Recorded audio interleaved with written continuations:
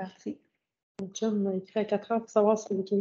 Alors, bonsoir à tous et à toutes.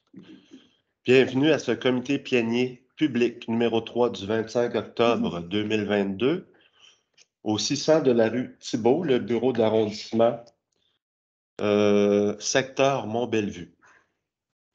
Je déclare la séance ouverte. L'ordre du jour, ça vous allait à tous et toutes.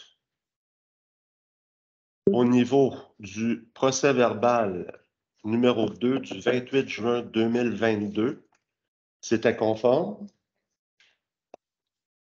Voilà. Alors, pour adoption,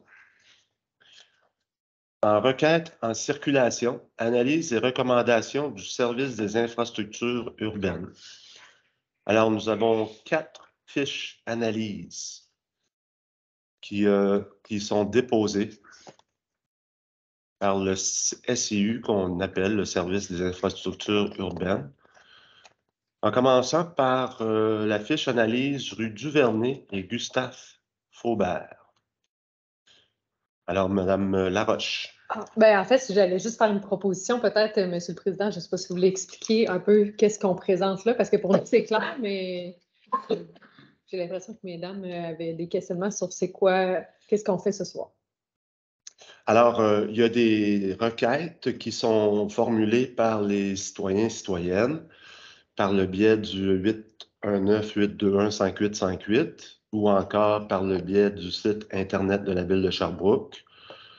Concernant des requêtes en circulation, ça peut être pour de la vitesse sur une rue. Ça peut être une demande pour un arrêt-stop. Ça peut être une demande pour dos d'âne ou un apaisement de la vitesse et tout ça. Donc, ces demandes-là sont transmises au service des infrastructures urbaines qui en font une première analyse. Par la suite, ces analyses-là sont cheminées vers les conseils d'arrondissement concernés. Et puis, ces derniers peuvent moduler ou mettre leur grain de sel, si on veut, en lien avec la première analyse qui était déposée par le service des infrastructures urbaines. Et c'est à ce moment-là qu'on peut tenter de prioriser ou de mettre de l'emphase sur une problématique quelconque. Donc, dans ce cas-ci, on a 4 fiches analyses qui nous sont déposées ce soir en lien avec notre conseil d'arrondissement. C'est bon, ça? C'est assez clair? Merci, Monsieur le Président. Parfait, merci, Madame. Alors, concernant la fiche d'analyse rue Duvernay et Gustave Faubert, est-ce que c'est dans votre district? Non, Duvernay, c'est Marc. C'est Marc. Alors, ce soir, j'ai oublié de le mentionner, Marc Deneau n'étant pas là. Les commandeurs arrondissement, lors du dépôt de la requête, il est demandé d'étudier la possibilité d'implanter des panneaux arrêt toutes directions à l'intersection des rues Duvernay et Gustave Flaubert. Il est également demandé d'installer des mesures de mitigation de la vitesse dans la rue Duvernay. Alors, j'irai tout de suite, je ferai fi des considérants. J'irai immédiatement au niveau des recommandations. Il est recommandé de mettre de l'avant la campagne de sensibilisation à la réduction de la vitesse en été 2023. Des affiches de la campagne de sensibilisation sont présentement disponibles au bureau des arrondissements pour les citoyens. Il n'est pas recommandé d'implanter des arrêts sur toutes les approches à l'intersection des rues Duvernay et Gustave Flaubert, car ils ne sont pas justifiés en lien avec les critères du service des infrastructures urbaines. M. Deneau avait mis une note, je pense. Elle est où? Une petite note en commentaire, c'est-à-dire qu'il dit « Est-ce possible de mettre des efforts additionnels devant le parc Frédéric? »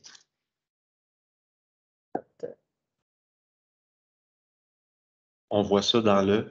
Conseil sans papier. Ah oui, c'est dans le conseil sans papier. Voilà. Ouais. Alors, c'est noté, Madame Laroche. Merci. On a une fiche analyse rue Charles Hamel, Auguste Dubuc et Émile Chartier. Est-ce que c'est dans votre district, M. Kibonge? C'est dans le district du Carrefour. C'est Carrefour, ça, oui. Je me trompais avec Chartier tout court. Charlamel, oui. Alors, les citoyens souhaitent l'installation d'un panneau d'arrêt toute direction à l'intersection des rues Charles-Hamel, Auguste Dubuc et Émile Chartier. Alors, il est recommandé par nos services d'implanter des arrêts sur toutes les approches à l'intersection des rues Charles-Hamel, Auguste Dubuc et Émile Chartier à partir du mois de novembre 2022. D'ajouter la combinaison des panneaux D290D et P90D, contournement d'obstacles dans le terre-plein de la rue Émile Chartier. De mandater un inspecteur en bâtiment afin de faire tailler la haie de cèdre du 3855 rue Charles-Hamel, selon le règlement du triangle de visibilité de la ville de Sherbrooke, et de mettre de l'avant la campagne de sensibilisation à la réduction de vitesse en été 2023. Des affiches de la campagne de sensibilisation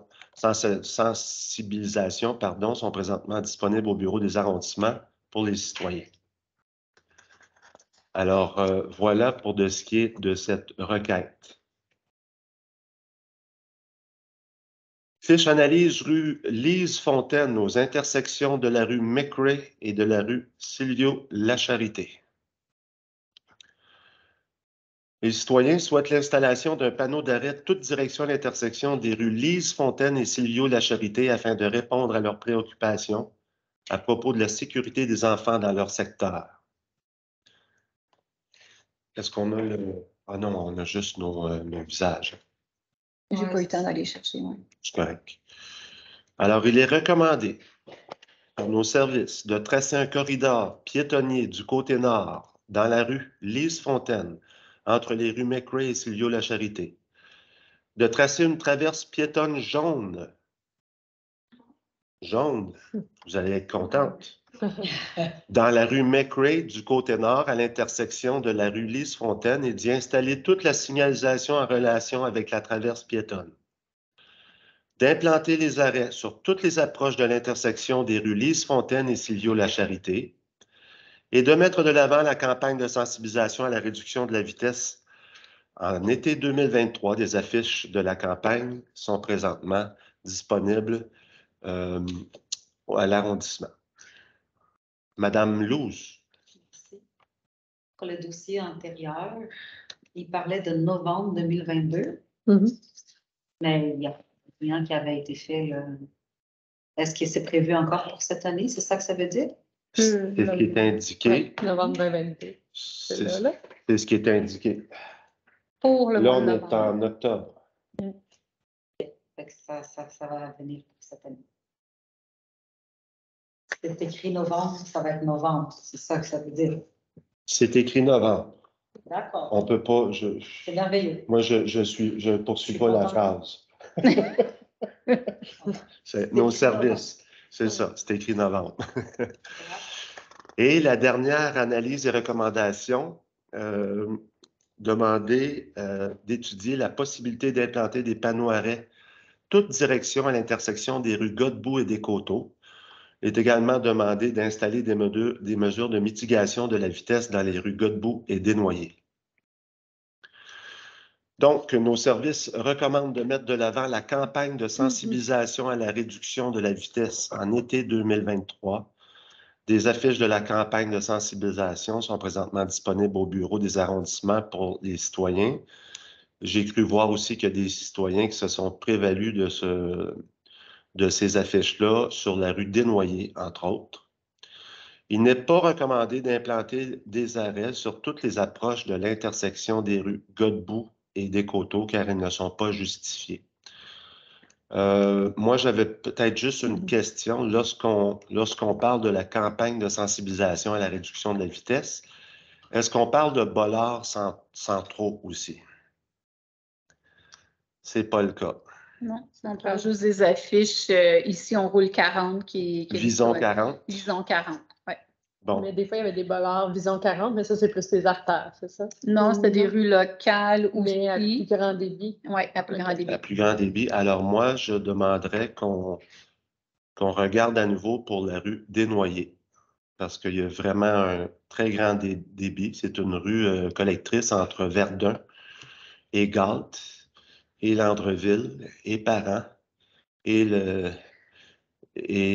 Godbout. Il y a beaucoup de monde qui passe par là.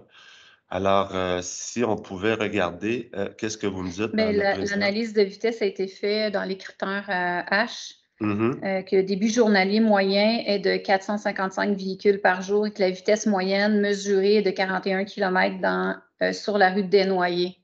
C'est ce qui justifie qu'il n'y aura pas plus de mesures, parce que selon l'analyse qui a été faite. OK. Bon, ben, à suivre de bord. Mhm. Oui, Madame Laroche. En fait, je voulais juste préciser pour mesdames qui sont avec nous que les requêtes qu'on voit là, c'est des requêtes pour des rues locales. C'est elles qui viennent en arrondissement. Fait que la requête dont on s'est parlé, là, que vous êtes venus nous voir parce qu'elle n'avait pas été entièrement... il y a eu du marquage au sol alors que la requête était beaucoup plus large que ça. Elle a été entrée à nouveau, mais comme c'est une artère principale, c'est pas ici qu'on la voit, c'est pour ça qu'on n'entend pas parler. Ça va directement au service d'infrastructure urbaine, mais ça a été redéposé là, pour essayer de régler la problématique de lumière verte pendant qu'il y a encore du temps piéton puis que les piétons n'arrivent pas à traverser en toute sécurité. Fait que ça a été redéposé. C'est pour ça que ce soir, on n'en discute pas, parce que c'est un artère. L'artère ne sont pas sous les compétences décisionnelles des arrondissements. Alors, on serait prêt à passer au point 5.1.2. Requête en circulation, analyse et recommandation de la priorisation du Conseil. Alors, la première fiche concernant la rue Le Tendre. Ça s'affiche.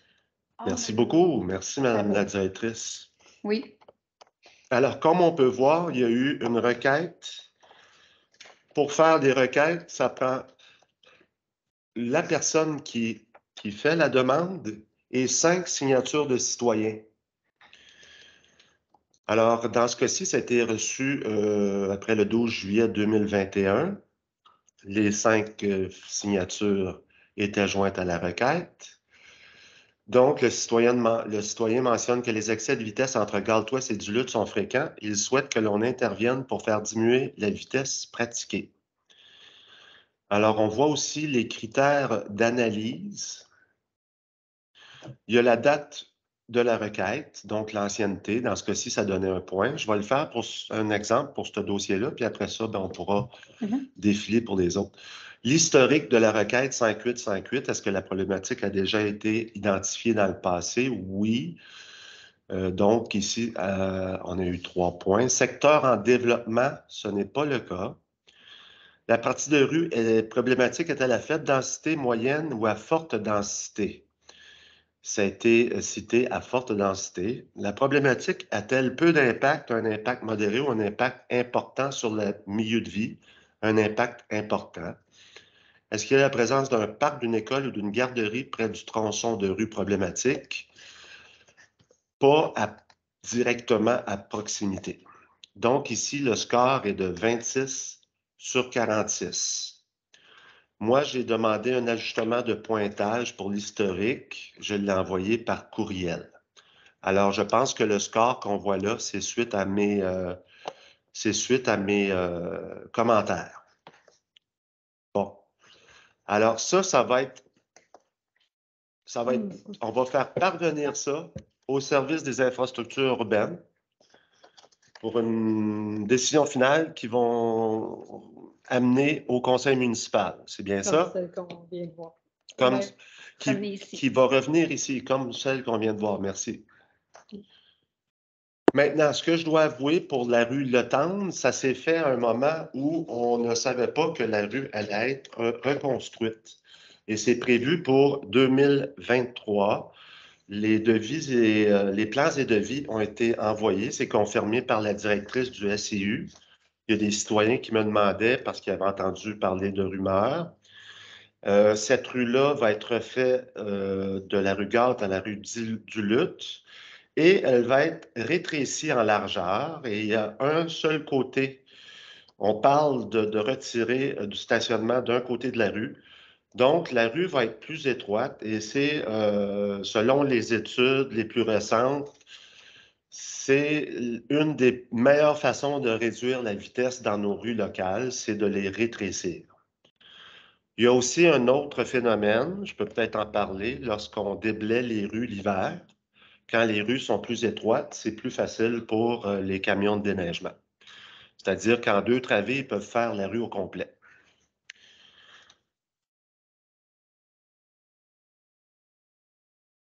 Pour la rue Newton.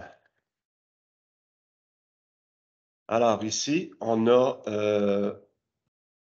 les véhicules roulent rapidement dans la rue où plusieurs jeunes enfants demeurent. La rue sert aussi de raccourci pour éviter un feu de circulation sur Portland, ce qui augmente l'achalandage. Il y a une garderie en milieu familial. Alors ici, on voit le score.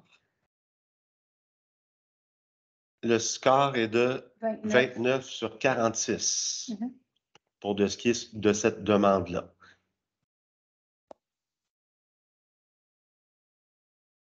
Parfait. Pour de ce qui est de la prochaine requête concernant la rue d'Orval, Madame Laroche. Oui, donc rue d'Orval, effectivement, c'est dans Ascot. C'est une rue. Ah, je viens de voir qu'il y a une. OK, non, c'est bon. C'est une rue dont on me parle beaucoup parce qu'il faut savoir que d'Orval, c'est aussi un transit que les gens prennent beaucoup pour éviter la lumière qui est au coin Belvedere et Union. Donc, les gens transitent par Dorval, ensuite Picard, pour pouvoir se sauver la lumière. Donc, au début, le score est un petit peu plus bas, même si c'est quand même une rue très étroite, sans trottoir, où il y a beaucoup d'enfants qui circulent. Il n'y avait pas noté d'historique à la requête. Par contre, moi, j'ai validé, puis il y a plusieurs citoyens qui ont dit avoir déposé des requêtes, mais on ne les a pas retrouvées dans le système. Donc, j'ai quand même fait mettre le score avec un historique parce que pour moi, c'est une rue qui est problématique depuis longtemps.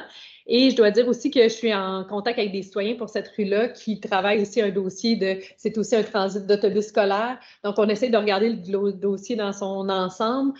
C'est une rue qui devait être refaite un peu comme dans les prochaines années. Par contre, là, avec les contraintes budgétaires, ça se peut qu'elle soit reportée. Parce que le fait que si on l'avait refaite, on aurait mis un trottoir, ça aurait sécurisé beaucoup. Si on ne la refait pas tout de suite, c'est clair qu'il y a des enjeux de sécurité à adresser et qu'il faut prendre d'autres mesures. Fait qu'on va regarder ça dans son ensemble, mais le score a monté beaucoup après que j'ai mis j'ai levé certains drapeaux. Donc, le score en ce moment est à 39 sur 46. Là. Merci, Mme Laroche. Concernant la rue des Coteaux. Alors ici, quand on parle de la rue des Coteaux, c'est entre la rue de Lisieux et la rue Panneton. Plus particulièrement au niveau de la sortie de la passerelle pour piétons, garderie familiale sur Panneton et Maricourt. Alors, ici, on a un score de 31 sur 46. Si vous notez dans les notes supplémentaires, demande de modification de pointage reçu par courriel par le conseiller municipal, en l'occurrence. Donc, moi aussi, j'ai retravaillé un petit peu les critères.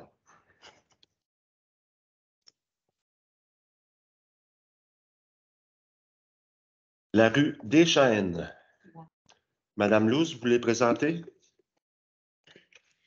Dans la rue des Chênes, c'est la rue derrière le centre d'achat du Carrefour, où se trouve beaucoup de...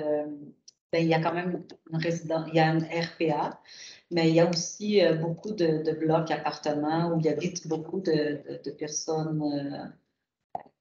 personnes âgées.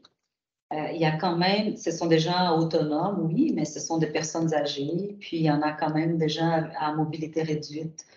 Fait que d'abord, justement, moi, j'avais rajouté ça comme commentaire. 2 choses. Une, c'est que nous, on n'était pas certains si c'était la première fois qu'une requête avait été déposée. C'est une rue qui est quand même assez sécurisée dans le sens où bien, il y a des trottoirs, il y a une traverse piétonne par rapport au parc. Mais la question, c'est qu'il y a un grand volume de voitures qui circulent. Puis, la problématique, c'est la vitesse dans laquelle elle circule. Fait que finalement, bien qu'elle soit quand même sécuritaire, il faut quand même essayer d'encore réduire la vitesse. C'est une rue qui est quand même assez étroite, là. Elle n'est pas large, mais les gens ne respectent pas la limite de vitesse. Alors, c'est quelque chose à évaluer encore. Le pointage aussi, c'était 31/46. Puis, ben, c'est ça plutôt le résumé de la problématique. Ah oui, c'est ça. Ce que j'avais demandé de reconsidérer, c'est que là, on disait que c'était la première plainte déposée. Mais moi, j'avais des citoyens qui m'avaient dit qu'ils faisaient des plaintes répétitives à la ville. Et puis, ben, peut-être que la requête n'était pas complétée à cause de 5 signatures. Mais fait que là, finalement, on a quand même écrit qu'on ne savait pas finalement si des requêtes qui avaient été déposées, si elles étaient officielles ou non. Fait que ça a changé un peu le pointage. Mais ça a monté à 31. Merci, Mme Louche. Pour le prochain dossier, on parle du parc Saint-Alphonse. Oui, des rues entourant. C'est les rues entourant. Les récurrents jugent que de façon générale, les véhicules automobiles circulent trop rapidement aux abords du parc, ce qui crée un risque pour les usagers qui sont nombreux. Et la requête était accompagnée d'une pièce jointe expliquant en détail la problématique. Ça, c'est peut-être le service des infrastructures urbaines qui a les pièces jointes, là. Ouais. Alors ici, on a un score de 29/46. Donc, c'est ce qui va être transmis au service des infrastructures urbaines. On sait qu'autour des parcs, autour des écoles, on a souvent des discussions pour que la vitesse soit à 30 km/h et pour cause. Donc, je demande aux citoyens et citoyennes de respecter lorsqu'on est près d'une école, près d'un parc. Comment qu'on disait ça? Calmez-vous les moteurs. Je ne veux pas être paternaliste, là, mais je me parle aussi. Donc, soyons vigilants et conscients des ballons qui sortent des cours et des enfants qui suivent le ballon, entre autres, et tout le tralala. Là. Je pense qu'il y a un travail commun à faire tout le monde là, de ce côté-là. La dernière requête concerne la rue des Incas. C'est une rue dans mon district. Donc, la demande a été faite il y a moins de 3 mois. L'historique de la requête aussi est plutôt récente. Dans ce cas-ci, on parle d'une densité plutôt faible. C'est une rue qui est cul-de-sac.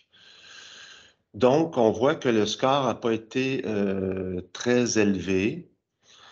Bon, c'est écrit dans les notes supplémentaires de l'élu Paul Geng, une campagne de sensibilisation pourrait être pertinente. Savez-vous ce qu'on entend le plus souvent dans ces demandes-là?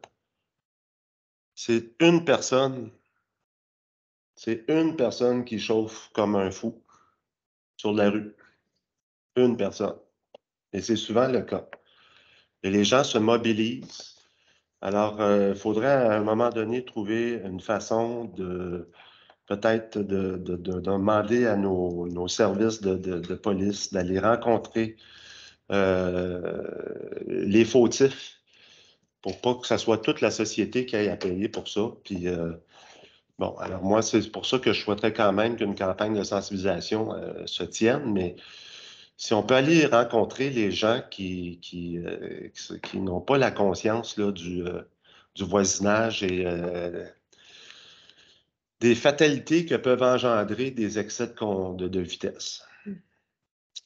Merci, c'était mon commentaire. Ça m'a fait du bien d'en parler. Est-ce que je peux? Vous pouvez? Merci, c'est le président. Non, c'était juste pour, peut-être que c'était clair pour tout le monde, mais je voulais quand même juste valider si c'était clair que pour les points d'avant, le 5.1.1, quand on parlait de requête en circulation, là, c'est comme déjà le résultat des analyses des services, alors que là, pour là maintenant, en fait, c'est la requête vient du citoyen, puis après, bon, elle passe par nous pour que nous, on puisse prioriser en fonction de ce qu'on connaît, du terrain, de ce que les gens nous en parlent et tout. Puis on ne sait pas, puis ça peut avoir un grand délai entre cette étape-là de priorisation et la réalisation des travaux, n'est-ce pas?